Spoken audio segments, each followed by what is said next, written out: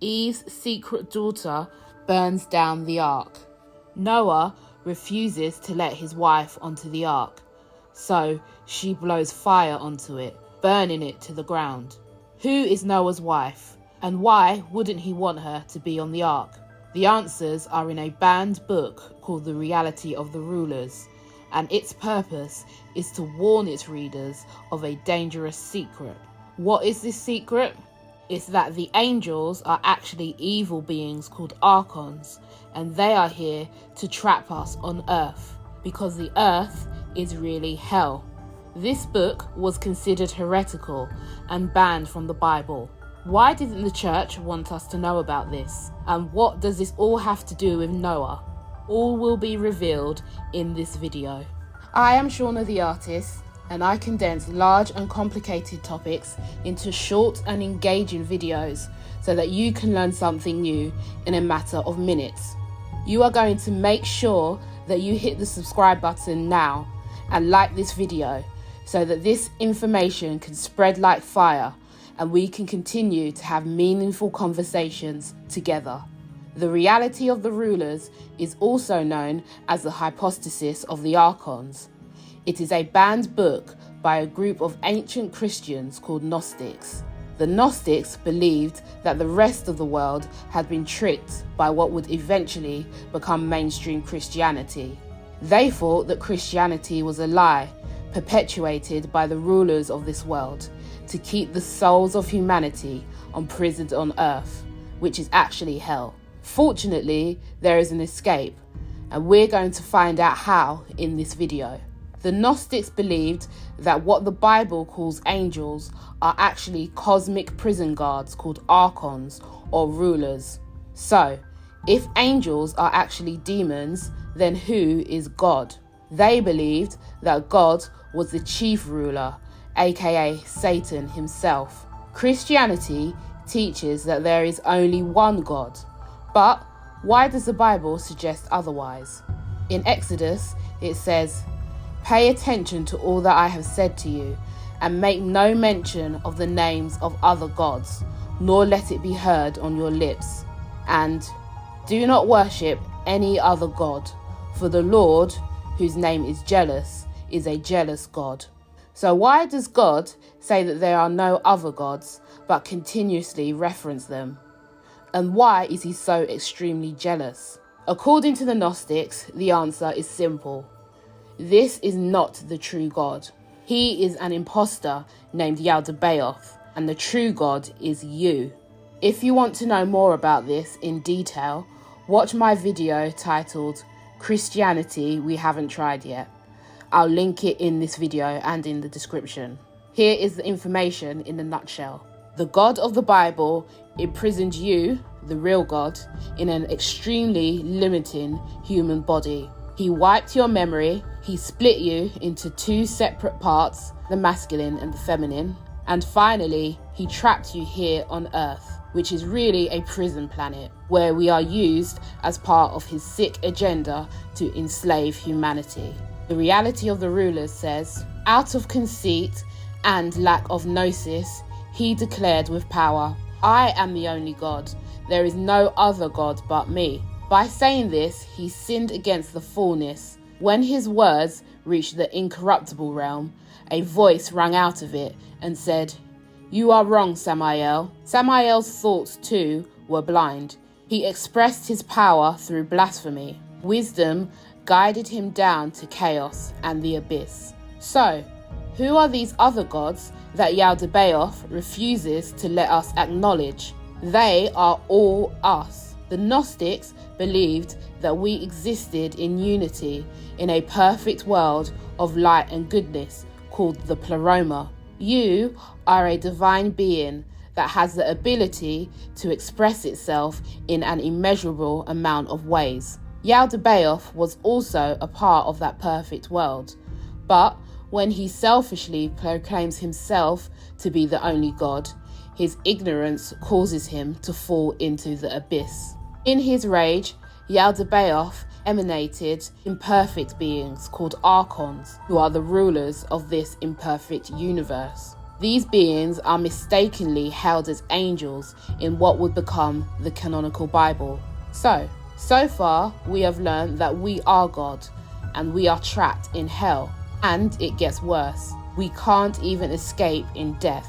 If we follow the God of the Bible and this world, we will stay stuck in a low vibrational state forever. This will cause our souls to incarnate over and over and over again, from body to body to body. Luckily, there is a way to escape. This is where Noah comes in. We all know the story of Noah and the great flood and the ark.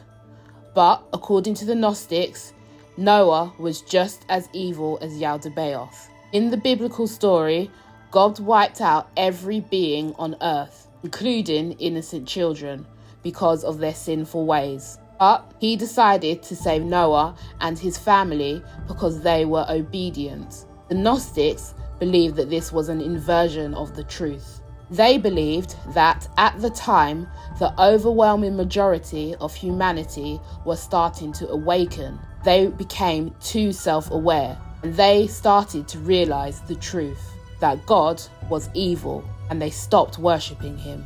The archons then came up with a plan. They persuaded Yaldabaoth to wipe out all of humanity, but they allowed Noah and his descendants to survive, because they could repopulate the earth with obedient slaves who would continue to blindly worship Yaldabaoth. The reality of the rulers says, the rulers took counsel with one another and said, "Come, let us cause a flood with our hands and obliterate all flesh, from man to beast." But when the ruler of the forces came to know their decision, he said to Noah, "Make yourself an ark from wood that does not rot and hide in it, you and your children and the beasts and the birds of heaven from small to large, and set it up on Mount Seir."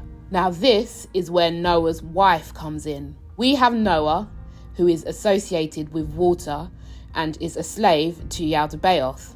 And we now have Norea. She is Noah's wife and the secret daughter of Eve. She is the polar opposite to Noah. Her name is associated with fire, and she knows that she comes from the realm of light. Norea wants to be let onto the ark, but Noah refuses, so she blows onto the ark and consumes it with fire. This annoys the rulers, so they meet with her along with Yaldabaoth. Yaldabaoth tries to intimidate her by referencing the fact that he forced himself onto Eve. She is not intimidated in the slightest. She calls him the ruler of darkness and tells him that she doesn't fear him because she comes from the world of light. Yaldabaoth becomes enraged, so he turns to Norea and tells her that she is about to suffer the same fate as Eve. She doesn't care. She knows that she is protected, and she calls out to the one true God, and Yaldabaoth and his minions scatter. Norea continues to speak to God, and she asks him if she will ever become like Yaldabaoth. He replies, "You and your children are from the original Father. Their souls come from above, from pristine light.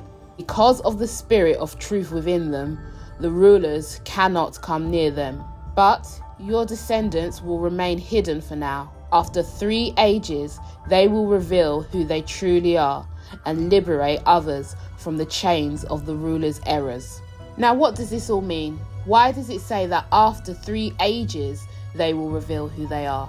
Ancient cultures recognize that every 2150 years, the sunrise of the spring equinox occurred at a different sign of the zodiac. They called this the Great Year, or an age.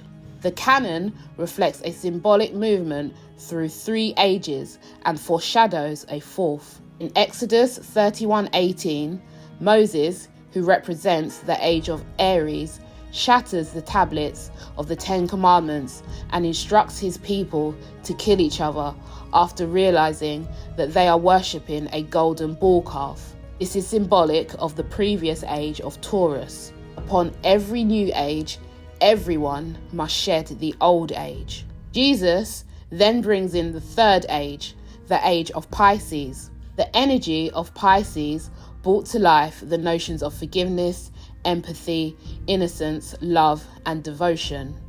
It established the belief in a higher force and the search for a connection to the divine. The concept of good and evil, heaven and hell, sin and sacrifice shaped the meaning of spirituality in this age. However, the shadow side of Pisces can lead us to a loss of the sense of reality, self-destruction, addictions focused on escapism, and religious fanaticism and intolerance. The idea of guilt and suffering being synonymous with spirituality has definitely taken root in this period. We are now beginning to move away from the age of Pisces. By the year 2150, we will have fully entered the new age, the age of Aquarius. The age of Aquarius symbolizes a time of discovery and progress. It represents a thirst for change and a longing for a better future. The ruler of the collective, Aquarius, speaks about humanitarian ideals and cooperation. It also rules the realms of the mind. It searches for and shares knowledge in the fight for personal and intellectual freedom.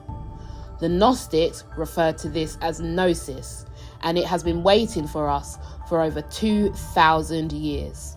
Now, back to our original question. How do we escape this prison planet? The answers are in the metaphors interwoven throughout this story. Norea represents those who do not fall for the lies that this system feeds to us. She knows that she is divine. The Gnostics were issuing this story as a warning. At the time that this book was written, there was a fight between what would actually become mainstream Christianity. The Gnostics were trying to warn us that if we went with what would eventually become mainstream Christian orthodoxy, we would stay trapped on the wheel of karma, reincarnating over and over again onto a prison planet, existing only to live as a slave and to worship Satan. So how do we escape? I think the answer is actually quite simple. Do not fall for the lies that are imposed onto us.